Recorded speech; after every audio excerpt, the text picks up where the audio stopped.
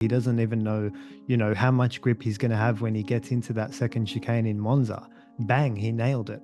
And then now we see up the inside of a dusty Baku turn one, when they've just come out on the hard compound tire and done a few laps, bang, he nailed it again. So he's got this like Ayrton Senna like feel for how much grip is going to be at the corner before he even gets to the corner or has experienced the grip level. Nico lost 2014, he lost 2015, and in 2016 you saw the fire come out, all of the small adjustments and marginal gains and coaches that he hired, and he was talking about sleep and travel and weight loss on his legs so he could lower his center of gravity, strip the paint from the helmet, the carbon fiber was showing, thin the gloves so he can feel the paddles better, and Nico just went all in. Is Lando willing to forgo being talented for being a champion? Because they're different things, and preparation is what sits in the middle.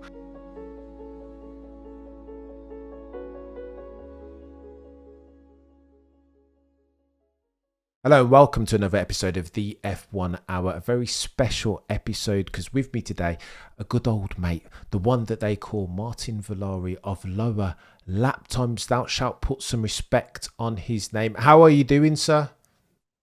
Very well, thank you, Cameron. Thanks for having me on the show. Looking forward to speak all things F1, provide some value and knowledge, and talk about what an amazing race we just had.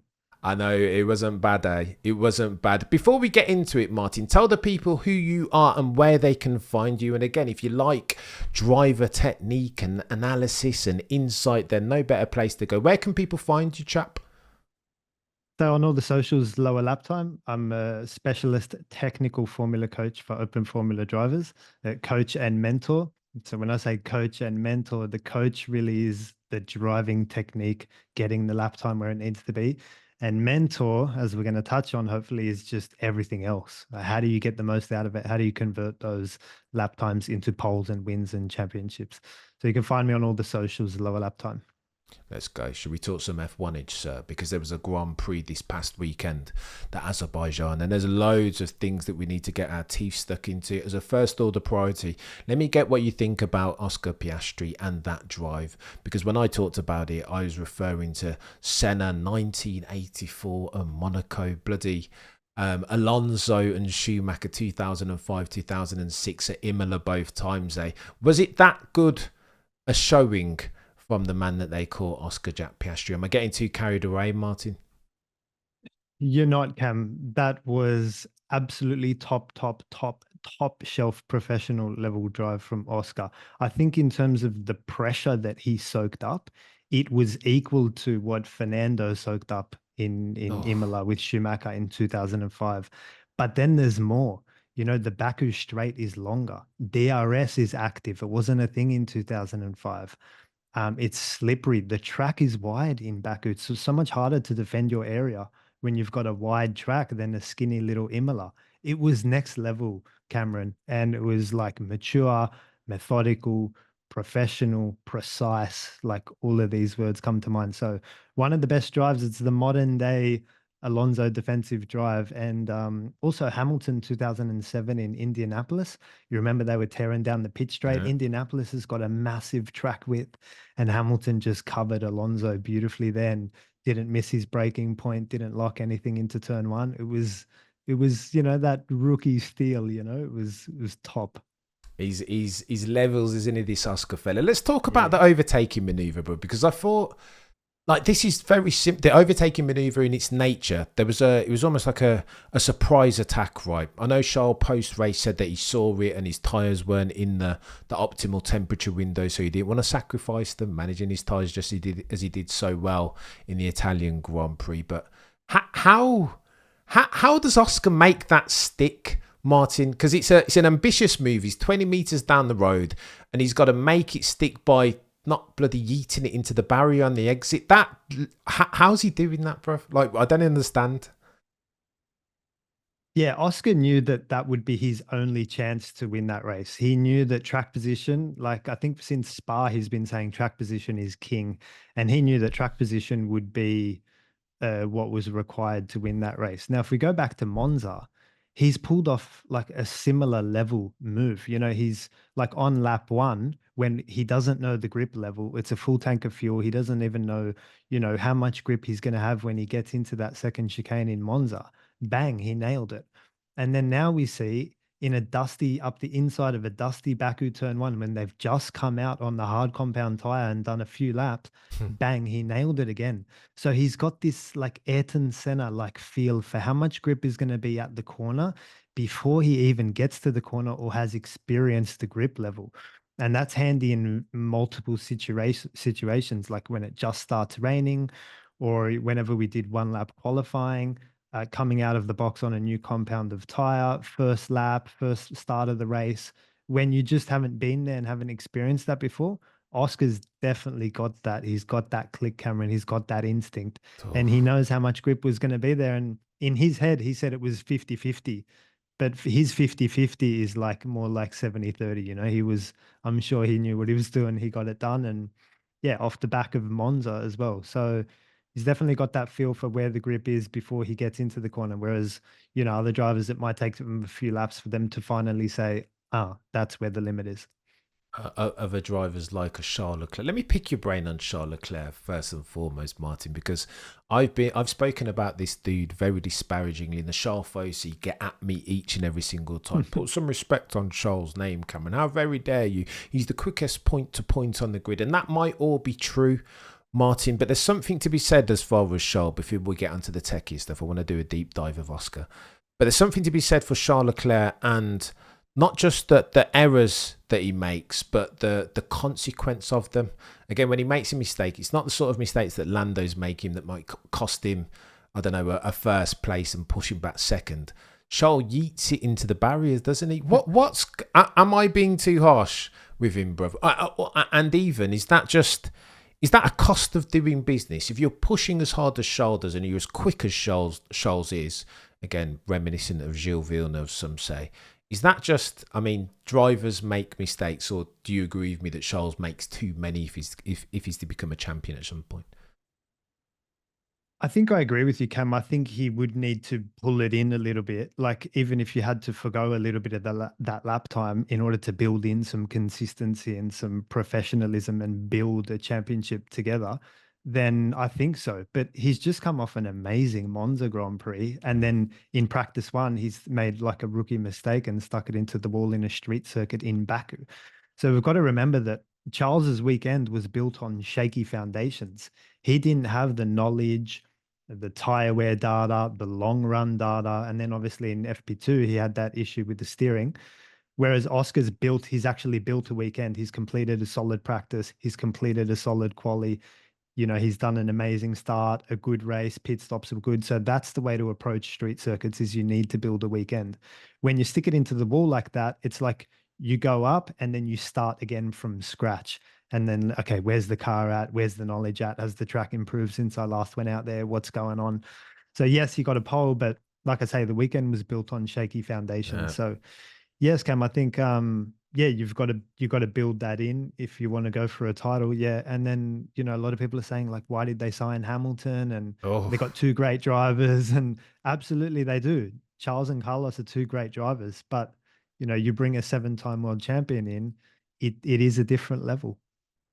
no, less mistakes at the very least. Is Charles the quickest on the grid though, Martin? Do you think, as at September of Ooh. 2024? Who have you got for just speed? Not the ability to win a championship and strategy and racecraft, race savvy and all that good stuff. Hmm. Just speed to save a dying puppy. One qualifying lap of the current grid. Are you going for Charles or other? He's definitely up there. I think like Lando's done a great job lately in terms of pure speed. Charles has shown great pure speed. Max is not slow. And George has outqualified Lewis in the past couple. I've always thought about this. Like, if you gave them all a single lap, and here's the thing, Cameron, if you gave them all a single lap to do in the exact same car, well, that's back to the Senna quality. Who's going to Oof. read the grip before they get there? So it'd probably be Oscar. But then Oh, if you give them practice and let them build up to it and change the setup a little bit and then just go all in, well, yeah, it might be a Lando or Charles or Max might pop out there. Yeah. holy smoke. This is chaos, mate. I love this Yeah. conversation so It's much. This is this is techie. Go on then. Let's get back to Oscar for a second before we do the Lando and team orders and Mm. McLaren thing. Yeah. I thought that Oscar, his weakness, some said, was not that he wasn't rapid in absolute terms, like his qualifying pace has always been there, notwithstanding the fact that he's only in his sophomore season, for Pete's sake. But his the question around Oscar was his ability to translate that qualifying pace to the race, and last race weekend we saw all of that. Right, the tyre deg he managed, it was bonkers. But again, let me ask you, if you were going to get very, very techie on the driving specifics, how's he managed to keep Charles behind him for 30 plus laps, mate? Like what are the threads at which we need to pull to understand that causality? Look, in order to defend, the first thing you want to do is just cover the inside. So, and as early as possible, right? So, I think he had his engineer Tom reading out the gaps every time he came out of the final corner, turn 16, leading onto the straight. So it was like 0.7, 0.7, 0.8, 0.6, 0.5. And Oscar calibrated in his mind, is 0.7 close or is a 0.5 close?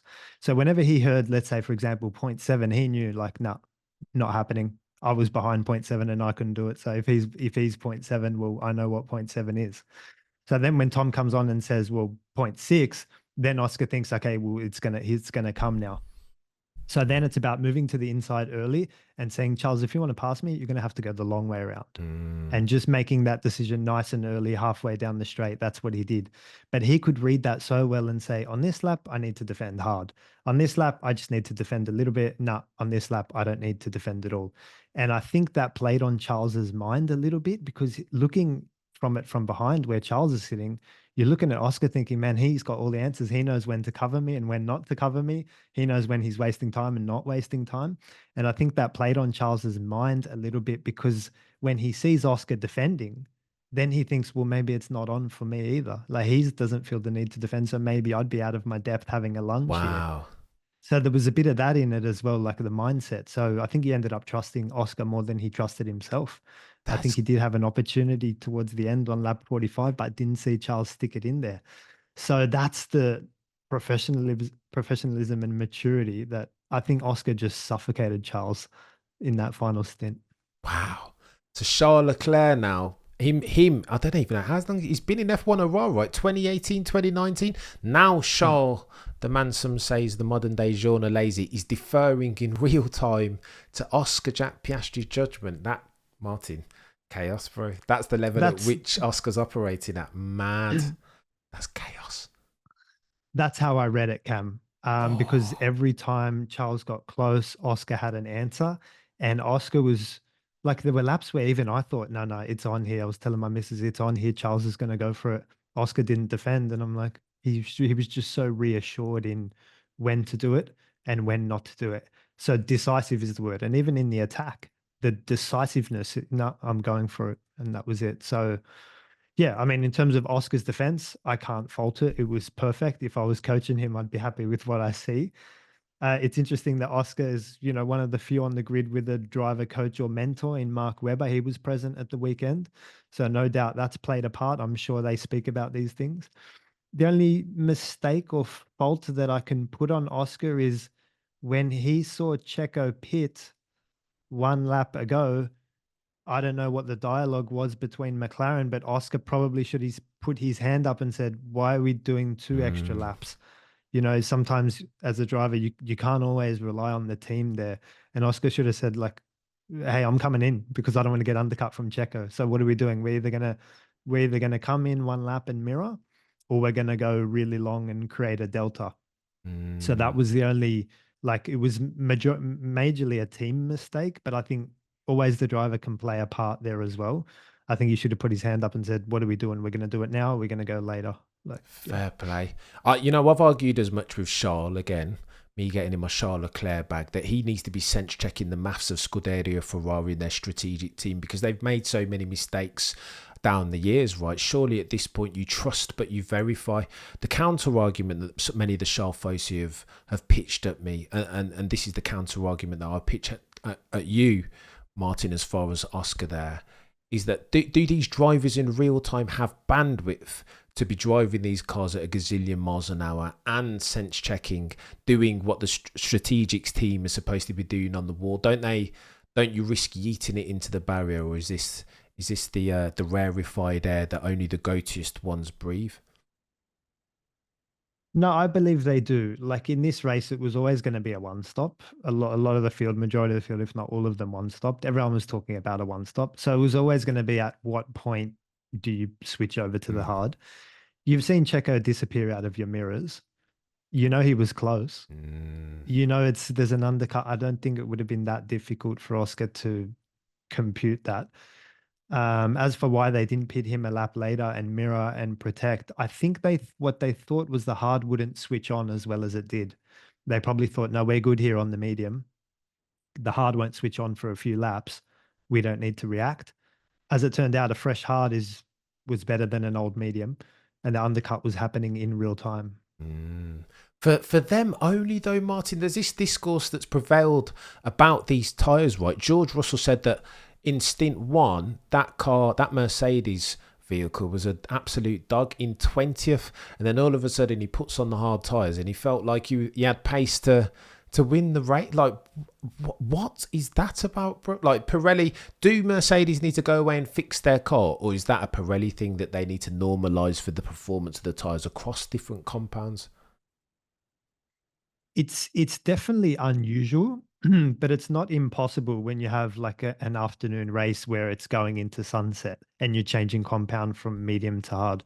So when we kicked off the Baku Grand Prix, I don't know the temperature, but let's say it was 25 and on the mediums, that medium's easy to overheat and like it's got core temperature in it already, and the track's warm and the sun's out, and that's scenario A. We switch on to the hard compound tire, which is inherently hard to switch on. Like it's difficult to get temperature in. Then you've got the track cooling off and things are changing in real time. So it follows that, Yeah. some drivers were stronger on the medium in that warmer setup. And then when it came to the cooler track on the hard, they couldn't switch it on. For me, that follows because we didn't have a midday race. Like it's Yeah. the same in Melbourne as well. Melbourne final stint, the sun's just going down and that's in the driver's eyes down the pit straight. So that sort of thing happens in Melbourne as well. Um, so we saw Oscar chew up the medium, but then Yeah. have no issues on the hard. And he, in fact, switched it on and overtook Charles. So, the guys that were struggling on the medium to have a happy time on the hards. So, That is bonkers. And Shaw too was mm. struggling, right? He spoke about he lost. I mean, he gapped Oscar roundly. There was 6 seconds between the two before the first round of stops, and then Shaw loses 4.5 seconds over the course of a cheeky outlap. Bonkers, Martin. Honestly, I Mm. don't. This Formula One thing is too chaotic as far as the multitude of variables that these drivers have to consider in real time. Let me ask you this question about that, because McLaren are the hot topic, right? Lando Norris, Martin. I've always rated him. I don't warm to him as a person, notwithstanding the fact I've never had a conversation with him. But entitlement is what Lando reeks of. And then we get this race weekend and the qualifying session. And again, the community does one of these divergence. Lando dropped the ball again as far as the yellow flags. Why didn't he feather the throttle? And then on the other side, you have people that are saying yellow flags is safety. Of course, you have to back out. You don't know what you're approaching. And again, you've got a life and death is much more important than Formula One. On what side of that fence do you sit with your driver coach cap on, Martin? Yeah, it's a good question, Cam. In this particular example, I thought that there was enough uncertainty in the way the flags came out, the way they went away, the color they were, for Lando to at least argue the point or, at least give this a shot. It wasn't a straight like double yellow, um, definitely lift and prepare to stop in that case with a double yellow. It was a flashing white down the road that eventually went out. And then Lando's made a mistake at 16, comes around the corner and sees Ocon. He sees a flashing yellow this time in the distance. That then changes to green. There's enough, like I said, enough uncertainty in that situation for Lando to be, he should still be like, you know, it's not easy, Cameron, but you've got to be switched on in these situations. And I think, like you said in your previous show, better to ask for forgiveness than for permission. Yeah. I think that's true, mate. In that case, and like with the safety argument, yeah, that's a double yellow would be what you'd be, a double yellow that came on and stayed on would have been a totally different discussion. Now, as for Lando's like conversion or lack thereof, I feel like there's two sides to Formula One, and it's 50-50. You need the lap time, and that's 50% of it. And that's going to give you an opportunity to win races and win championships. And then there's another 50%, which is the conversion. And that's the strategy, that's the mindset, that's the reactions, that's the fuel saving, that's the tire management, that's the racecraft, the attack, the defense. That's how good you are on restarts. That's how good you are in changeable conditions. That's everything around it. And Lando's got the first 50% covered. He's always getting himself in race winning positions. I'm not sure he's got the other 50% covered because in Baku it was, oh, I got a yellow. And then, in Russia that time it started raining. And in Hungary, I got a bad start. And in Netherlands, I got a bad start, but I got the lead back. And it's always like, oh, it won't happen to me again. Or if that thing does happen to me again, then I've learnt from it. But you know what? Life happens and F1 happens and something new pops up. So it's that ability to just be able to navigate those situations. Think about Rosberg and Hamilton in Baku. I think it was 2016 when they had that engine malfunction on the dash. That sort of thing can happen. Now, how well prepared are you for that? You've just got to deal with whatever comes in front of you if you want to be a world champion. In that particular example, Nico sorted it out and Hamilton couldn't. And it was just fascinating to see that because they were thrown a totally different curveball that they weren't expecting. They signed up for a Grand Prix and they were given an assessment in how to reset their engine modes. So, when they have dinner that night, they're thinking, did I do a race today? Was I tested on my speed or was I tested in my ability to understand the engine mapping? And it's the same with Lando. Was he tested in his speed and lap time, or was he tested in his reactions and reflexes and risk management and risk reward? It was a totally different assessment. So it's very complex, but yeah, that's why I think Mark's playing a massive role with Oscar. And any driver coach or mentor can absolutely help and add value. And sometimes it's not to coach, it's also to remind and say, hey, don't forget there's a light up there. If you're driving past, keep an eye on that part of the track because that's where your local light boards are, and that's where the safety car line is, and this is where the pit lane exit Mm. is, and this curb's rough and this one's not rough, and it's just this corner's off camber, look at that, or this one goes uphill quite a lot. It's just your track walk is where you soak up all that information. So yeah, I know I'm being harsh, but I think I'm being fair as well. Blimey. And you mentioned something about driver coaching. I've heard that the physical is something that they pay attention to, but the mental fortitude aspect that of which most of these drivers' success will be a function is like often neglected, Martin. They just push it to the side and they crack on. Why do what do the like? Let me give the opportunity to pitch your services, Martin. The blue sky 60,000 feet pitch. What could a Lando or I'm trying to think, or a Charles as an example, drivers who are brilliant, super quick, racecraft for days, race savvy, etc., etc. What could they benefit from, Martin, from having a driver coach come mentor? Like, what's the upside? What's in it for them, chap? So I think with Charles, for example, like one of my philosophies on street circuits is build a weekend, build a foundation, do not miss a single lap. And that's the only way you win Monaco, for example. You just don't win by like remember Daniel and Max in Red Bull, and Max was the quicker one, but Daniel was the one that built the weekend and he ended up winning that day. So that's the mentality and mindset for street circuits. So that would be the first thing I would have said to Charles. Similarly to any rookie coming in the last 2 weeks, we've had three rookies stick it in the wall. We've had Kimi Antonelli crash at the Parabolica. We've had Colapinto crash here in Baku. And then we've had Behrman crash here in Baku. So again, to bring the driver in is fine, but who is the driver coach and mentor that's going to come in and nurture that talent? And like I said, that's what I think Mark's done fantastically. Look what it's done for Oscar.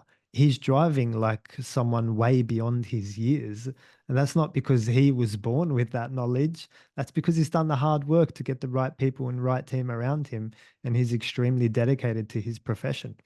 Roger Federer is my childhood hero for those that don't know. And with him at all times was three coaches, Severin Luthi, Ivan Lubicic, and his fitness coach, Pierre. So he had one fitness coach and two technical coaches. So if I was a Formula One driver, I'd make sure at a minimum I have three coaches and I'd try to tick the boxes of physical, mental, and technical. Wow. I love that, mate. The mental is just so often, you know what I mean? People just don't pay attention to it, right? Because you don't see it and it's an intangible. It's like, well, that will look after itself. And I think F1 in particular, Martin, what I see from the outside is like the apex predator of that. It's like, well, you know what I mean? It feels like we're 10 years behind the likes of LeBron, who'll be working around with at least 3 or 4 coaches, right? Mental, physical, and other, like, but F1 for some reason is just like, nah, just get in the car and drive it fast. And there's so much more to it than that, isn't there? Absolutely, Cam. I think half the issue is, well, there's two issues ongoing. So number one, we've got the cars are the main focus, and a lot of the drivers say, "Well, my car's not good, so regardless if I'm the best in the world, then I'm never going to be able to compete." So look at, say, someone in a Haas or Kick Sauber or something like that, or Williams, are never going to be able to win races in that car, but they can shine in that car, like we've seen George do, for example, or Max in Toro Rosso or whatever, Mark Webber in Minardi. You can still shine in those cars. So there's that. There's the car element, which a lot of other sports don't have. And the second element is that to get to Formula One is a massive effort. So you kind of feel like once you've got there, it's like, oh, I made it. I'm into Formula One. I'm here now. But you know what? That's when the work starts. That's when the work starts for a lot of the drivers. So there's two elements there. You've got the car taking away some of that responsibility from you. And then you've got the monumental effort that it takes to firstly get into Formula One. Like, for example, Jack Doohan, who's just signed his Alpine deal. That's just a milestone for him. But it's the end of one chapter and it's the start of another. And because it's so hard to get there, maybe that just takes away a lot of energy from the drivers as well. Blimey. I love that. Go on then, Martin. Let me ask you to put your team principal cap on for a second, because again, there's been a lot of chat over recent weeks about McLaren and them not affecting team orders and potentially jeopardising one Lando Norris's campaign, fighting one Maximilian Verstappen for the Drivers' Championship. Say you're at Andrea Stella. What do you do as far as this championship? Do you still, and again, with Oscar's Azerbaijan performance front and centre, right? Do you, going forward at Singapore, let's say there is a 50-50 circumstance, do you command Oscar to move out the way and prioritise yet and still Lando Norris in the Drivers' Championship? I've always felt like the best approach would be for the first three quarters, 75, 80% of the championship, call it up to the summer break or thereafter. Give the drivers free rein. Let them race, let them battle each other, let them work it out, and let's see who comes out on top in that first 75%. After that point, yeah, you need to start thinking about championship. Obviously, it depends on, how close they are and how close they are from the leader and are they both still mathematical. But I think once you cross that 75% line, you've had enough time to demonstrate that, hey, you can fight for this championship. So it's either on or it's not. At one point, you have to draw a line and say, you've had enough time. Now, Lando, in this case, he's the one that's put himself in that championship fighting position, not through luck or anything else, through good results, through good, consistent results, great qualifyings, great races. He'll say himself that he's made a few mistakes here and there, but he's put himself from a points paying position into that fight. So when he kind of says, like, I don't want it handed to me, or I don't want my teammates help, or it wouldn't feel right, I think I would swing that 360 and say, you know what? You've earned the right to some help. You've earned the right to be fighting for this championship. It's a team sport and team championship. It's not like anything was given to you for the first three quarters. No, you've put yourself in that position due to the good results. So I think they need to look at that. But look, Cam, we're sitting on the outside. We don't know what they Mm, have contractually. There's talk that maybe they can't do that, but then Oscar keeps saying, "No, no. If I'm asked to do it, I'll do it." So it's classic McLaren, isn't it? They did this in 2007. They lost the title, oh, but mate. yeah. So that's what happened in '07, and Kimi stole it. But you've got to go back to what their goals are. Is Lando's goal to be a world champion this year at all costs, or is it to be a world champion if it's convenient? I think they're two very different things. At all costs would be like, no, I need the team's help. I need Oscar's help. I need to be putting away these points. I need to maximize every opportunity. And that's my focus for the next 8 races. Or is it like, well, if I'm happen to be in the lead and Oscar happens to, or I happen to be second and Oscar happens to be in the lead, then, we'll do it. But that's all like kind of fairy tale stuff. Like it doesn't always work out that way, as we've seen. So, look, they manage the team how they want to manage it, depending on their goals and depending on their contracts. It would just be nice if they came out and said that, and instead of saying, no, no, no, we're still hungry for a world championship. And it's like, No. really? Yeah. Because, usually it works slightly differently as we head into the final few races of the season. So I think it would be better if they say, you know what, if we get it, we get it. But if we don't, we're not worried either way. So the two don't marry up, do they, Cam? At No. least that's how I see it. No, 100%.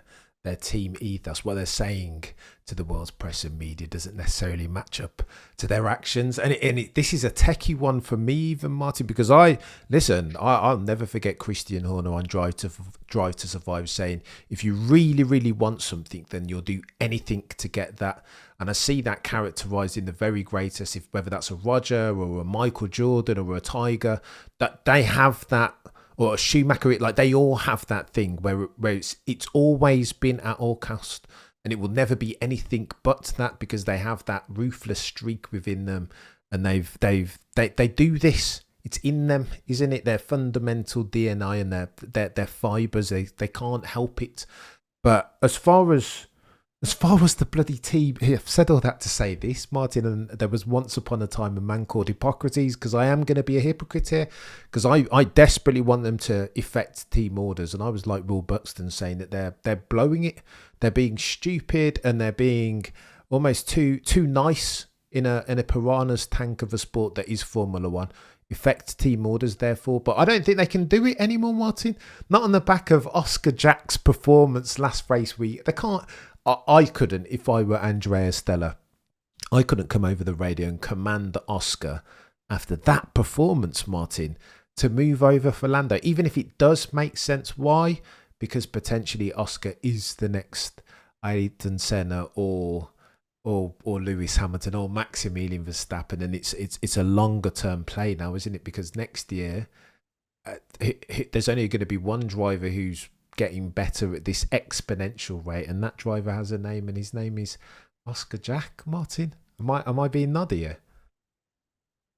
No, you're 100% right, Cam. It's going to get to a point where if we fast forward a few races, Oscar and Lando are going to be equal on points. What do you do then? So I don't know, but again, it just comes back to defining your goals, defining your objectives. But I love what you said about those champions, like doing everything and anything possible to win. And Lando's not there yet, and this is his first championship kind of look. He might have to lose a couple before that fire sparks, and he says, "No, no, no. Look, I've had enough now. I'm sick of this. Yeah, yeah. Formula One was nice and winning was nice, but I'm ready for a title now." It might just take a few years. Nico lost 2014, he lost 2015, and in 2016, you saw the fire come out, all of the small adjustments and marginal gains and coaches that he hired. Mm, And he was talking about sleep and travel and weight loss on his legs so he could lower his center of gravity, strip the paint from the helmet. The carbon fiber was showing, thin the gloves so he can feel the paddles better. And Nico just went all in. yeah. And that's what I've said on one of my recent social posts. Is Lando willing to forgo being talented for being a champion? Because they're different things, and preparation is what sits in the middle. So it's something that only Lando can decide when he's ready. Oh, mate. Drop some bars, Martin. What are we doing here? This is chaos, mate. I mean, I need to get a session booked in with you soon so I can get myself some lower lap times. You know what I mean? Go on and talk to us. Since we're talking about coaching, Checo Yep. Perez, and again, Checo's been somebody that's undergone a not insubstantial story arc. So once upon a time, 2021, Turkey, Abu Dhabi, he was instrumental in deciding which way that championship went, right, by virtue of some of his epic defensive driving on Sir Lewis Hamilton. Now, all of a sudden, though, this season, it felt, at least in the first quarter, like the first quarter and the second quarter, it felt like he'd lost his mojo. All of a sudden, he'd forgotten how to drive, goes away in the summer break and gets some driver coaching and comes back a changed man. Now, of course, it's Baku and Singapore, and those are circuits that he's historically gone well around. But what do you think if you were a fly on the wall? Let's say he'd come to you for the coaching, Martin. Like what do you say? How do you get Checo back to being Checo? It's a good question, Cam. And look, I don't have all of the information. So, I mean, I don't have their data. I don't know what Checo's mindset is like. I'm not sure if it's a lap time issue, if it was a confidence issue, or if it was falling in those other issues of like, do you back yourself in the qualifying Mm. lap, or do you get nervous, or are there doubts, or are you confident with the car, or are the tires being prepared the right way for qualifying? Like it can just be so many things. I don't have all of that information. One thing that I can say is Rob Wilson is fantastic when it comes to the steering. He's very like the steering is at the center of everything that he teaches. He's very keen for you when you're going through your traction zones to keep and get the steering wheel as straight as possible, as soon as possible, for as long as possible to get maximum acceleration. Now, it's generally when Rob says that, it's because he doesn't want any load going through the car and you get acceleration that way. But in Formula One, when you got there's so much horsepower, then having the steering wheel straight actually adds to your traction potential as well. So if I can just draw for you on the whiteboard, actually, one of the things that I think Rob would have helped with is managing those traction zones. Now, Sergio has always been great with that with regards to the right foot and smooth throttle application. But I think what Rob would have cleaned up would have been a lot of the steering inputs on the exit. So let me share screen and draw this out for you. So there's so many traction zones at this circuit, right? So turn 2 is a traction zone, turn 3 is a traction zone, 4 is a traction zone, out of 7 is a traction zone, 12 is a traction zone. And then we got that nice shot of Oscar and Charles coming onto the back straight here, just sliding their way through turn 16 as well. That's a traction zone. So you've got 6 traction zones here. And crucially, they're all when downforce is not active. What does that mean? Well, these cars work with downforce. They need speed in order to work, in order to use the pedals, the brakes, and throttle as much as they can. And when downforce is not active, well, you need to drive in a different way. And we've got 6 traction zones here where downforce is not active. So I think where Rob would have really cleaned up would have been the exit of turns 3 and 4. So just through here, and I've just drawn this over here so we can have a look at it a little bit better. And if you say to someone, well, just draw me the racing line through turns 3 and 4. Well, any racing driver coach will go easy. Do you enter here? Do you exit? And then you switch across and exit and then switch across again. Now, there's massive issues with this driving style in Baku because while you're turning and accelerating through here, that's costing you rear tire life and Mm. traction because you've got a little bit of steering in the car. And again, when you come through here and you want to switch across for turn 5, that is the part that's costing you traction. And that's what Charles was doing. He was not really letting the car just settle and breathe for a moment, build that downforce before switching across. So, one of the things Rob would have helped with is just when you get to this point here, just open the steering and go straight a bit, get that power down, get that downforce built, get that steering wheel straight, get the speed and get the car moving and walking forward first. Once you've done that, you can bring it across a little bit later, take this corner and then do exactly the same thing. As you're turning through this right-hander, open up the steering and let's go straight for a little bit first and put the steering in a little bit later on. So you drive in sort of these block type shapes, particularly here and then here. and that's going to really preserve your rear tire life. Remember, we got 6 of these traction zones, so that's going to certainly add up lap on lap. That's something I think Rob would have helped with. Um, and given that Sergio's already been good at throttle input and throttle management, then that's probably the reason why his tires didn't drop off despite him having dirty air the whole race. Wow. Is that why they say? Is that why they say that this chap is a tire whisperer and a street king? Like what specifically? What is it that Checo does so well, or did so well around Baku? That Max, as brilliant as that dude is a driver, 3 to soon to be 4-time champion, some people say, didn't do. What's Checo doing that makes him so sick at a Baku and or a Singapore, Martin? Again, it's that you've got these 90-degree corners straight after each other on a street circuit when downforce is not active. Now, Max is a killer. Max loves that downforce. What's his favorite circuit? It's Spa, isn't it? Yeah. It's Spa. That's when I loves 100. the high speed corners.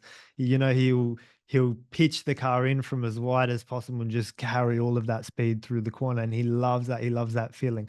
Whereas when it's a little bit Mexico low downforce, Baku low downforce, just being a little bit more patient, then I think Checo has the upper hand. And the other Wow. thing is, even braking into these corners, Max likes that very hard initial brake. At least that's my understanding from having watched him.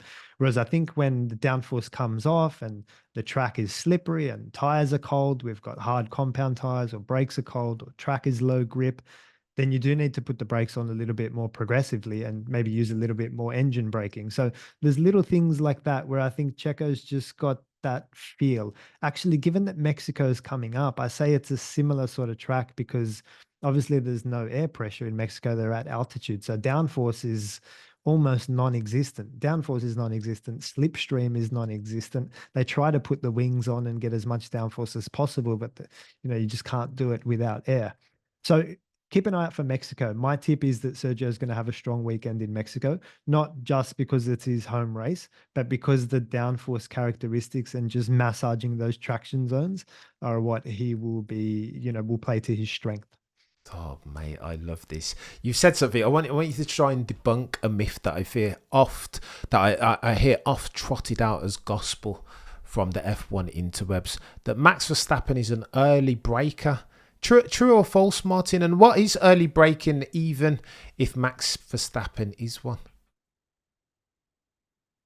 Look, Cam, once again, it's very hard for me to judge without having all of the data and information, but it also depends at what point they're braking to. Mm, Because if you're trying to if you naturally take a different line to someone, then you might get your braking done earlier because you're trying to achieve another goal. You want to get the rotation done earlier because you want to get the power on earlier. So the whole thing moves forward.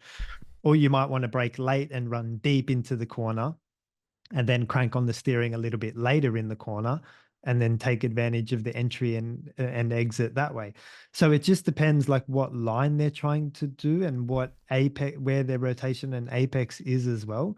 So we can say relatively late breaker or relatively early breaker. I'm not sure, but I think Max is like, just based on his personality, like I think he's quite a tiger. So I think with the inputs, particularly with the braking, I think he doesn't hesitate to hit it quite hard. And so you probably, there's a chance you'll see Max lock up slightly more than Checo. But again, I'm just like, it's pure speculation from my side. I don't have all of that data. I need the traces and I need to see exactly what they're doing and then work out what they're doing. But I think Max is all about carrying speed in and out of the corners. That's what he loves to do. And I'm sure he's watching his little delta when he gets mm, his rotation done early, gets his foot down early, gets a beautiful exit. And I'm sure he's watching his delta going, look at this, like it's coming to me now. So and then he loves to sweep in and carry speed into the yeah. corners as well. So it just didn't work out for him in Baku, but keep an eye out for Mexico. I'm going to say that again because I just want to see, maybe not Singapore so much because it is high downforce. They are going to have downforce in Singapore. They should have some grip. So I think Max, I'd expect the gap between Max and Checo to close in Singapore because Max is going to have that grip. Because like I say, it's a little bit cleaner and there's a little bit more grip on that track than Baku.